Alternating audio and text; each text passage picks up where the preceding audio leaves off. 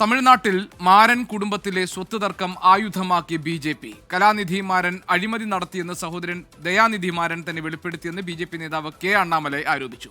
കുടുംബത്തിലെ അഴിമതി DMK തന്നെ പുറത്തു കൊണ്ടുവന്നു. ഇരുവർക്കുമെതിരെ ശക്തമായ നടപടി സ്വീകരിക്കണമെന്നും അണ്ണാമലൈ ആവശ്യപ്പെട്ടു.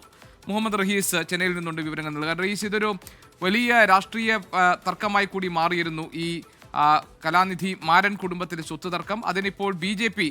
അതിനൊരു രാഷ്ട്രീയ ആയുധമായി ഉപയോഗിക്കുകയാണോ? GK, ഇന്നലെയോടുകൂടി ഈ സൺ ഗ്രൂപ്പ് ഉടമയായ കലാനിധിക്കെതിരെ സഹോദരൻ DMK MP ആയിട്ടുള്ള ദയാനിധി മാരൻ വക്കീൽ നോട്ടീസ് അയച്ചു. ആ വക്കീൽ നോട്ടീസിന് പിന്നിൽ അതിന് പിന്നാലെ വലിയ രാഷ്ട്രീയ ചർച്ചകളാണ് ഇപ്പോൾ തമിഴ്നാട്ടിൽ നടക്കുന്നത്. കലാനിധിയും ഭാര്യ കാവേരിയും ചേർന്ന് ചതിയിലൂടെ സ്വത്ത് തട്ടിയെടുത്തു എന്നാണ് ദയാനിധി മാരൻ വക്കീൽ നോട്ടീസിൽ പറയുന്നത്.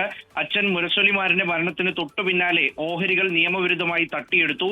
കലാനിധിക്കെതിരെ SFI അന്വേഷണം ആവശ്യപ്പെടുമെന്നാണ് ദയാനിധി മാരന്റെ മുന്നറിയിപ്പ്. തട്ടിപ്പിലൂടെ സ്വന്തമാക്കിയ പണം ഉപയോഗിച്ച് IPL-ലെ ഹൈദരാബാദ് ടീം, ഒപ്പം തന്നെ സ്പൈസ് ജെറ്റ് വിമാന കമ്പനി എന്നിവ സ്വന്തമാക്കിയിട്ടുണ്ട്. കള്ളപ്പണ നിയമത്തിന്റെ പരിധിയിൽ വരുന്നതാണ് ഇടപാടുകൾ എന്ന് ചൂണ്ടിക്കാട്ടിച്ചുകൊണ്ടാണ് സഹോദരനെതിരെ ഇദ്ദേഹം വക്കീൽ നോട്ടീസ് അയക്കുന്നത്. അപ്പോൾ അത്തരത്തിൽ 7 ദിവസത്തിനകം കൃത്യമായ മറുപടി നൽകണം, അല്ലെങ്കിൽ നിയമ നടപടികളിലേക്ക് കടക്കുമെന്ന് കൂടി പറഞ്ഞു വെക്കുമ്പോഴാണ് BJP അതൊരു രാഷ്ട്രീയ ആയുധമാക്കി മാറ്റുന്നത്. സ്വന്തം കുടുംബത്തിൽ നടന്ന വലിയ തട്ടിപ്പ് അല്ലെങ്കിൽ കള്ളപ്പണ ഇടപാട്, അതാണ് ഇപ്പോൾ ദയാനിധി തന്നെ പറഞ്ഞു വെക്കുന്നത്. അപ്പോൾ അതിനെ ചുറ്റിപ്പറ്റി ഇപ്പോൾ BJP വലിയ രാഷ്ട്രീയവാദമാക്കി BJP കൊണ്ടുവരുന്നു. മുഹമ്മദ് റഹീസാണ് വിവരങ്ങൾ നൽകിയത്.